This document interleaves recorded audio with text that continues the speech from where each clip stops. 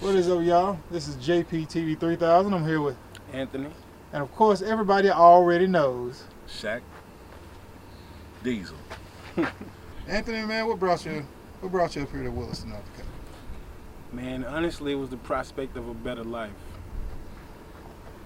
I got tired of the way that I was living down south. I heard there was money up here to be made, so I came to get it. What's some of the differences and things that you've seen and noticed from where you were versus up here? What's life like back where you're from? Well, there's lots of good food for one. I miss that. But, there's a lot more to do as far as extracurricular activities. I like to go out and enjoy myself sometimes. There's really not much here to do but hang at the bar. Though I drink, that's not where I want to be, I make my own fun sometimes, and we barbecue, we hang out, and we chill at the house, and we have parties, but it's not the same as being down south and just wanting to go. I want to go to the club, or I want to go to Six Flags, or I want to go, anything I want to do that's recreational is not readily available here. Some of the jobs that I've had up here, or I've seen and come across, are a lot of logistic jobs, as far as shipping parts of wellheads in and out, providing equipment for the different contractors that need it.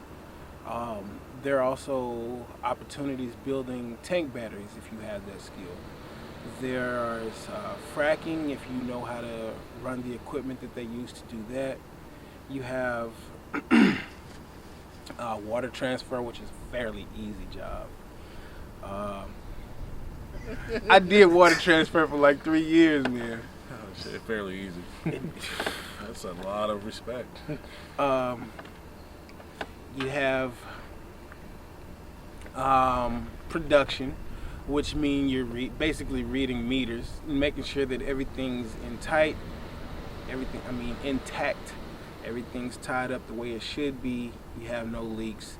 You have no pressures that are too high, too low, things like that. And it's almost the same thing as flow back. When you're actually on a flowing site where you're flowing back well sites with a vessel.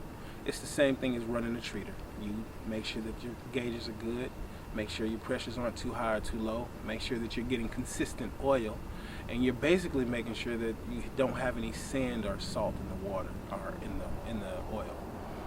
But some other jobs that I've run across are office jobs, such as accounting. In the oil field, if you have an accountant license, you can make great money. And a lot of those desk jobs that you run across are the ones that pay you. The ones out in the field, they're great. They provide a life, especially if you don't live here. But you'll make better money working inside. As far as wellhead production, there are a lot of different things involved. And what you may come across or deal with really depends on who you work for. So, say you work for Cactus, for the most part, you're going to be lubing valves, connecting and disconnecting valves, setting trees. If you're setting a frac tree, then you're getting ready for a frac. You're getting ready for everybody to come in, run the water, shoot the sand down in the ground, and pull everything back up. Hopefully you get a good well and it doesn't close in on you. There are times you may go out and set hangers. You may go out and set tubing heads or the actual wellhead itself.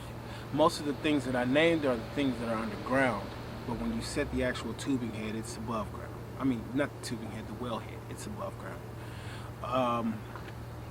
If you're dealing with production, then there are 3 or 4 different parts of the production process. You have the people who come and build the tank batteries, which consists of your VRTs, your packs, which they converted to from the tanks a long time ago. And the VRTs are actually fairly new too. They're 3 or 4 years old maybe. You have the tanks themselves, which hold the salt, the oil, and the water. You have the control module, which holds the computer, which runs the separator. separates everything and sends it to the tanks. Once that's done, you have a different group of people who may come and actuate everything. They come and set the pump jacks, put the motors and solar panels on the pump jacks, and have everything running to pump everything up out of the ground, which is only done after the well is run to the point where it can no longer suffice itself. So once that's done, you have the people who come out and check it, which would be your meter readers, or what they call the mechanics. The mechanics come out and make sure that everything is running properly. They make sure that nothing's overpressured or underpressured, nothing's leaking. They make sure basically that we're not going to blow this place off the map. In the current state of the oil field, there have been lots and lots and lots of layoffs. The market has been flooded. There have been cutbacks with hours, cutbacks in pay, and there are a lot of people who've become discouraged and left because they don't want to deal with the outcome that they believe it's going to be. Anthony, so what you got going on and what your people's got going on? Well, I'm kind of a spectator when it comes to social media, but y'all can check out my brother. He has his own website, it's chriscruz.com. You can catch him at Snapchat, Chris Cruz. You can find him on Facebook by the same name, Chris Cruz. Search him, listen to his music. He's on Spotify, he's on iTunes, and I believe SoundCloud. He's pretty much everywhere. Check him out. Shaq Diesel out here hanging out with JP3000, the one and only. I was in a couple of the other videos. I've been out here. Met JP when I first got out here, and he showed me the ropes. I appreciate it, and I want to say to anybody out here that was deciding to come out here or has a heart to come out here in North Dakota, now is not the best time. Now, probably way more than not the best time. Everything's slow. It's election season, which if you've been out here, you know that's a common term for not working. So, it's a good time to get your books and study for the top oil field positions, in my opinion, which would be, like he said earlier, accounting, welding, electrical, CDL, what else? What else you guys off the top of your head? Plumbing. And what's up, y'all? As you've heard from Anthony, you've also heard from Shaq. Shaq Diesel. Shaq Diesel. My bad. Shaq Diesel. It's because I haul diesel. That. Yeah. And the last thing we were talking about is different kinds of opportunities up here in the oil field. And some of the things I've seen, Anthony also mentioned the layoffs, companies. There's some companies that have been going bankrupt. And when it comes to those, so this may be coming up this next 3 to 6 months, a lucrative time for people to take advantage of auctions, people.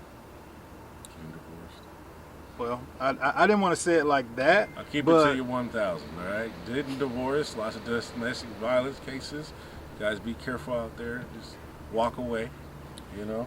Check your stock prices. A lot of them have dropped. Yes. So yeah. So hopefully y'all have had a chance to take advantage of some of that. I've been looking at it. Some of my coworkers have been looking at it back in mid-March when everything fell to about its lowest. I'm telling you. And then, like I was telling y'all earlier, that stock that was once $7, it went up to $70. So Toilet paper. yeah, but you can't buy stock in toilet paper. You can buy stock in the company Charmin or what's the company that Johnson and Johnson. Yeah, Johnson and Johnson, which one of my coworkers has stock in that, and he was telling me how much it went up. Did it go up? Yeah, that's what's up. See. And thought hand sanitizer would have got you a good daily candlestick, you know. And plus with the way things are with the stock market, it's a great time to invest. Everything's lower now, and the economy is going to come back, but it's going to take people coming back to work. It's going to take people going back to work, planes flying, everything going back to normal.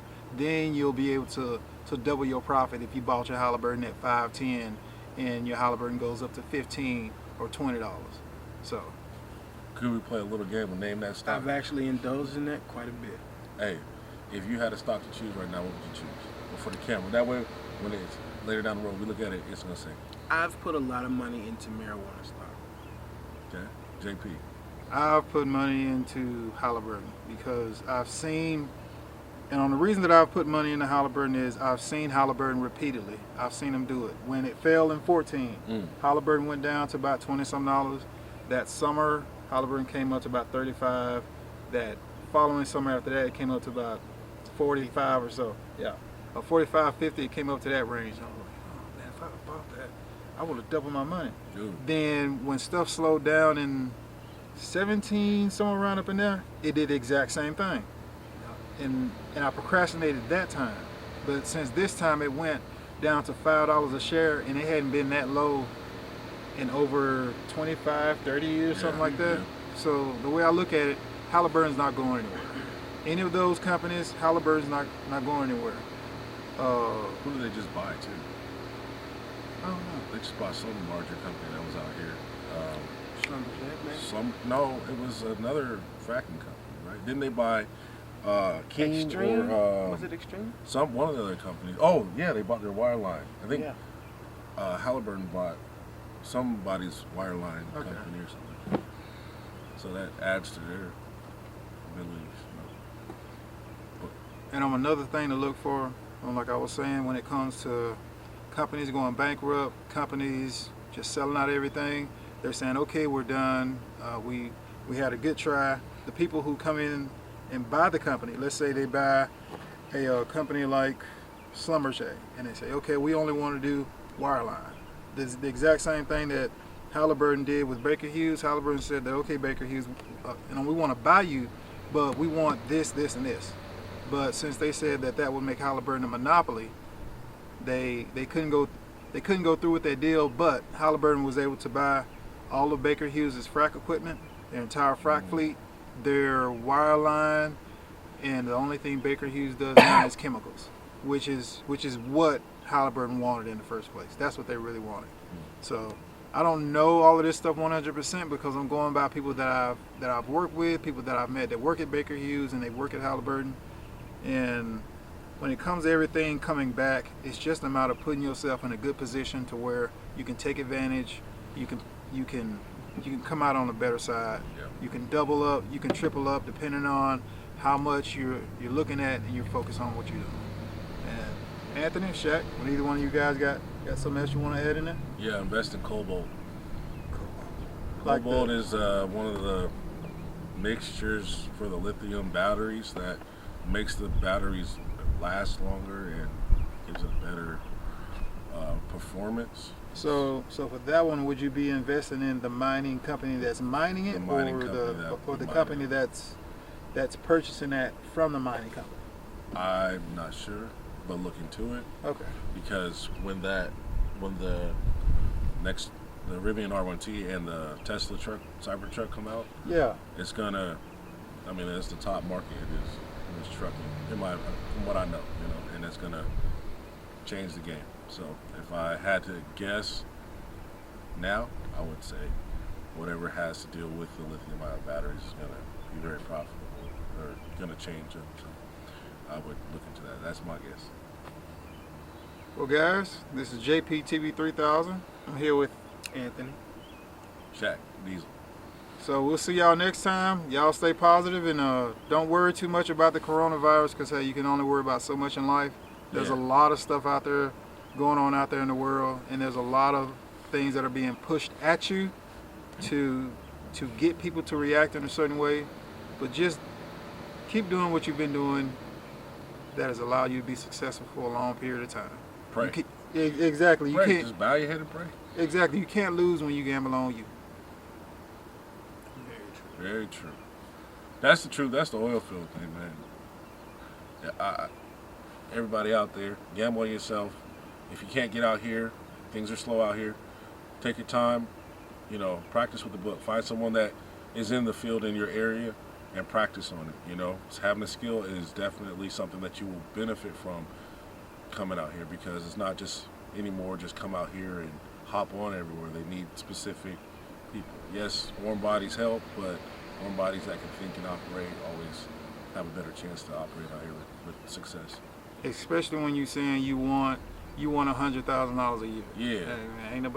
Ain't too many people just gonna pay somebody $100,000 a year and you ain't being a benefit or. They can't even tell you to go get air. You know, they're gonna tell you to go get air or prop wash or what is it? IT-20. Yeah. They're gonna tell you to go get. Yeah. Somebody tell you to go get some scale. What is that? Yeah. But we're gonna go. JP TV 3000. See y'all later. And also check out Shaq's videos. One of them is Matt, Minnesota. Shaq's in that video, and there's another video that I can't remember the name of it, but me and Shaq are in it. And hopefully, and when you come back, man, stuff will work out, you know, and everything will be where it is when you left it, and you keep having the same success that you've been having. And the way I look at it, man, as long as you bet on you, as long as you invest in you, you can't lose. And anytime an opportunity comes along, investigate it, plan it, and execute it. JP TV 3000.